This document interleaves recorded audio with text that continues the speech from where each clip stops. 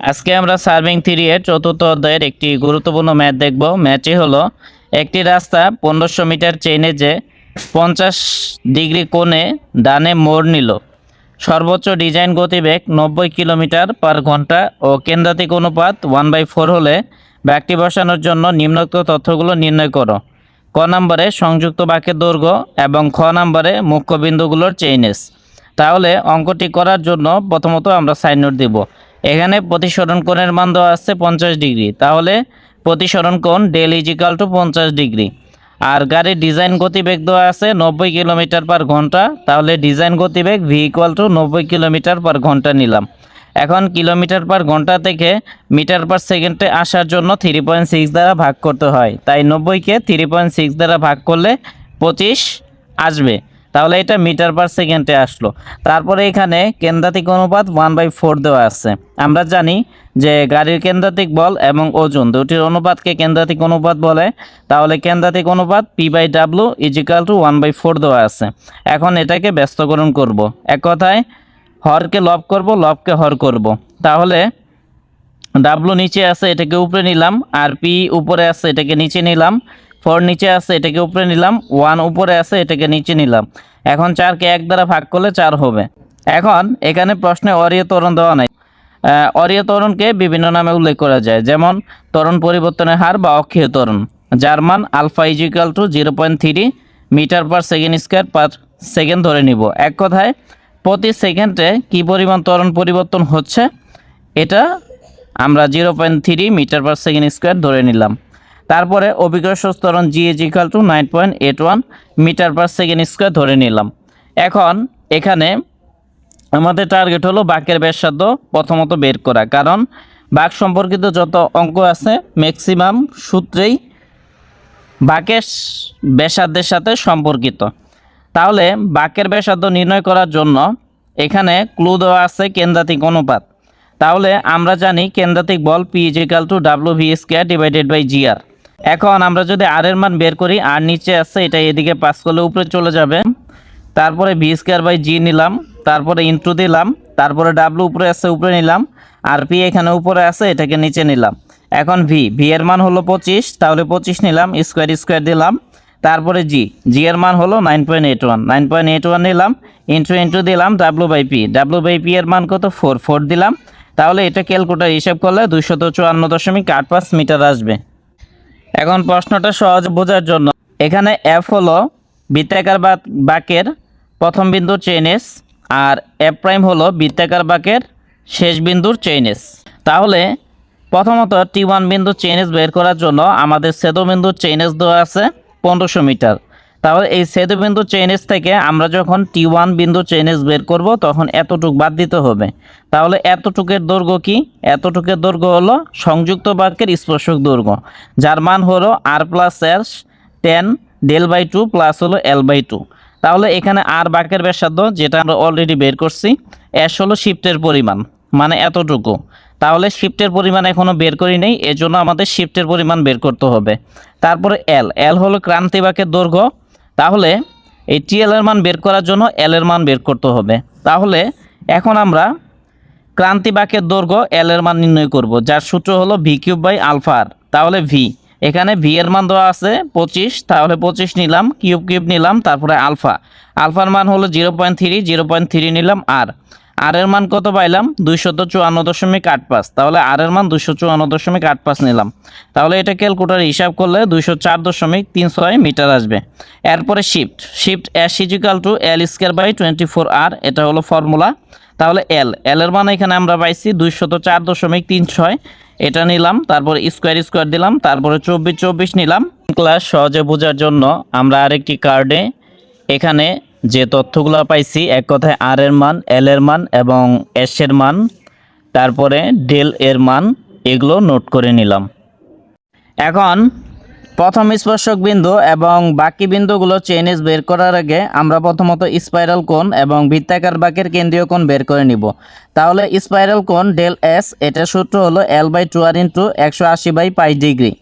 তাহলে L এর মান আমরা কত পাইছি 204.36, তাহলে L এর মান 204.36 নিলাম, তারপরে 2 নিলাম, তারপরে মাঝখানে গুণ চিহ্ন দিব, তারপরে আর এর মান আমরা পাইছি 254.85, এটা নিলাম, মাঝখানে ইন্টু ইন্টু দিলাম, তারপরে 180/পাই নিলাম, ডিগ্রি ডিগ্রি নিলাম। এটা হিসাব করলে 22.98 ডিগ্রি আসবে। তারপরে বৃত্তাকার বাঁকের কেন্দ্রীয় কোণ, এটা সূত্র হলো যে del C equal del minus 2 del S. তাহলে ডেলের মান হলো, ডেলের মান 50 ডিগ্রি, তাহলে 50 ডিগ্রি নিলাম, মাইনাস মাইনাস নিলাম, 2 নিলাম, তারপরে ডেল এস এর মান কত, 22.98 ডিগ্রি, তাহলে মাঝখানে গুণ চিহ্ন দিলাম, ডেল এস এর মান 22.98 ডিগ্রি নিলাম। এটা হিসাব করলে 4.04 ডিগ্রি আসবে। এখন সংযুক্ত বাঁকের স্পর্শক দৈর্ঘ্য টিএল ইজিক্যাল টু, সূত্র হলো আর প্লাস এন টেন। এখন সংযুক্ত বাঁকের স্পর্শক দৈর্ঘ্য, এটা সূত্র হলো TL equal R plus S tan del by 2 plus হলো এল বাই 2। এখন আর এর মান আমরা কত পাইছি, আর এর মান আমরা পাইছি 254.85, তাহলে আর এর মান আমরা 254.85 নিলাম। তারপরে এখানে প্লাস আছে, প্লাস দিলাম, তারপরে এস এর মান কত 6.82, তাহলে এস এর মান 6.82 দিলাম, 10 নিলাম, তারপরে ডেলের মান কত 50 ডিগ্রি, তাহলে 50 ডিগ্রি নিলাম, 2 নিলাম, প্লাস প্লাস নিলাম, তারপরে এল এর মান এখানে 204.36, এটা নিলাম, নিচে 2 নিলাম। তাহলে এটা ক্যালকুলেটরে পুরোটা হিসাব করলে 224.20 মিটার আসবে। তাহলে এখন প্রথম স্পর্শক বিন্দুর চেইনিস, তাহলে প্রথম স্পর্শক বিন্দুর চেইনিস বের করার জন্য কি করতে হবে, ছেদবিন্দুর চেইনিস মানে এখানে চেইনিস থেকে এতটুকু বাদ দিতে হবে, মানে টিএল বাদ দিতে হবে। তাহলে এই ছেদবিন্দু চেইনিস থেকে টিএল বাদ দিলেই আমরা T1 বিন্দুর চেইনিস পেয়ে যাব, বা প্রথম স্পর্শক বিন্দুর চেইনিস পেয়ে যাব। এখন প্রথম স্পর্শক বিন্দু চেইনিস ইজিক্যাল টু ছেদবিন্দু চেইনিস মানে 1500 মিটার মাইনাস হলো টিএল বা সংযুক্ত বাঁকের স্পর্শক দৈর্ঘ্য। তাহলে সংযুক্ত বাঁকের স্পর্শক দৈর্ঘ্য কত 224.20, এটা নিলাম। এখন এটা ক্যালকুলেটরে হিসাব করলে 1275.8 মিটার আসবে।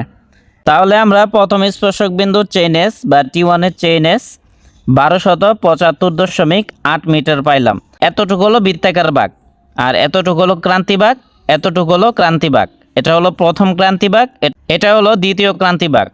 তাহলে এফ বিন্দু মানে বৃত্তাকার বাঁকের প্রথম বিন্দু বা শুরু বিন্দু, বা আমরা এইভাবে বলতে পারি যে প্রথম ক্রান্তি বাঁক এবং বৃত্তাকার বাঁকের সংযোগ বিন্দু।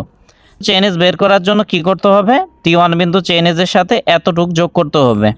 তাহলে এতটুক মানে কি এল বা ক্রান্তি বাঁকের দৈর্ঘ্য, তার মানে T1 এর সাথে এতটুকু মানে ক্রান্তি বাঁকের দৈর্ঘ্য যোগ করলে আমরা এফ বিন্দুর চেইনিস পাবো। তাহলে এজন্য আমরা লিখব যে এখন প্রথম ক্রান্তি বাঁক ও বৃত্তাকার বাঁকের সংযোগ বিন্দুর চেইনিস ইজিক্যাল টু প্রথম স্পর্শক বিন্দু চেইনিস মানে আমরা কত পাইছি 1275.8 মিটার যোগ হলো ক্রান্তি বাঁকের দৈর্ঘ্য। তাহলে আমরা ক্রান্তি বাঁকের দৈর্ঘ্য কত পাইছিলাম, ক্রান্তি বাঁকের দৈর্ঘ্য এল ইজিক্যাল টু 204.3 পাইছি, তাহলে এটা নিলাম। এখন এই দুইটা যোগ করলে আসবে 1480.16 মিটার, তাহলে এটা পাইলাম। এখন এরপরে আমাদের টার্গেট হলো এফ প্রাইম বিন্দু চেইনিস বের করা। এফ প্রাইম বিন্দুটা হলো বৃত্তাকার বাঁকের শেষ বিন্দু, বা আমরা এভাবে বলতে পারি এফ প্রাইম বিন্দুটা হলো দ্বিতীয় ক্রান্তি বাঁক এবং বৃত্তাকার বাঁকের সংযোগ বিন্দু। তাহলে এই এফ প্রাইমের মান বের করার জন্য এফ বিন্দু চেইনিস যেটা আমরা কত পাইলাম 1480.16 মিটার, এটার সাথে এতটুকু যোগ করতে হবে। তাহলে এতটুকু মানে কি, এতটুকু মানে এলসি মানে বৃত্তাকার বাঁকের দৈর্ঘ্য। তাহলে বৃত্তাকার বাঁকের দৈর্ঘ্য আমাদের এলসির মান জানা নাই, এজন্য প্রথম টার্গেট হলো যে এফ প্রাইম বিন্দুর চেইনিস বের করার জন্য অবশ্যই আপাতত এলসির মান বের করতে হবে। তাহলে এলসি বা বৃত্তাকার বাঁকের দৈর্ঘ্য, এটা সূত্র হলো পাই আর ডেল সি ডিভাইডেড বাই 180। তাহলে পাই নিলাম, তারপরে হলো আর এর মান আমরা কত পাইছি 254.85, তাহলে আর এর মান 254.85 নিলাম, তারপরে হলো ডেল সি। তাহলে ডেল সির মান আমরা কত পাইছিলাম 4.04 ডিগ্রি, এই জন্য আমরা ডেলসির মান 4.04 নিলাম, নিচে 180 নিলাম। তাহলে এটা ক্যালকুলেটর হিসাব করলে 17.97 মিটার আসবে। এখন বৃত্তাকার বাঁক ও দ্বিতীয় ক্রান্তি বাঁকের সংযোগ বিন্দু chain S equal to F বিন্দু চেইন এস প্লাস হলো এলসি, মানে 17.97 মিটার, 17.97 মিটার। এটা হিসাব করলে 1498। এখন এফ প্রাইম বিন্দু চেইন এস আমরা পাইলাম 1498.13 মিটার এফ প্রাইম বিন্দু চেইন এস। তাহলে এটা থেকে দ্বিতীয় স্পর্শক বিন্দু T2 এর চেইন এস বের করার জন্য এতটুকু যোগ করতে হবে। তাহলে এতটুকু মানে কি? এল বা ক্রান্তি বাঁকের দৈর্ঘ্য। সেজন্য এফ প্রাইম বিন্দু চেইন এস মানে 1498.13 মিটারের সাথে ক্রান্তি বাঁকের দৈর্ঘ্য যোগ করলেই T2 বিন্দু চেইন এস পাওয়া যাবে। তাহলে আমরা লিখব দ্বিতীয় স্পর্শক বিন্দু চেইন এস বা T2 equal to F prime বিন্দু চেইন এস মানে 1498.13 যোগ হলো ক্রান্তি বাঁকের দৈর্ঘ্য, যার মান আমরা পাইছি এল ইজিক্যাল টু 204.36। তাহলে এটা হিসাব করলে 1702.49 মিটার আসবে। তারপরে সংযুক্ত বাঁকের দৈর্ঘ্য এলসি ইজিক্যাল টু সূত্র হলো এলসি প্লাস 12। তাহলে এলসি এর মান আমরা কত পাইছি? 17.97। এটা নিলাম, এলসি এর মান এটা নিলাম, প্লাস প্লাস নিলাম, 2 নিলাম, তারপরে এল এর মান আমরা কত পাইছি? 204.36। এল এর মান আমরা 204.36 নিব। এখন এটা হিসাব করলে বা ক্যালকুলেটর হিসাব করলে 426.69 মিটার আসবে।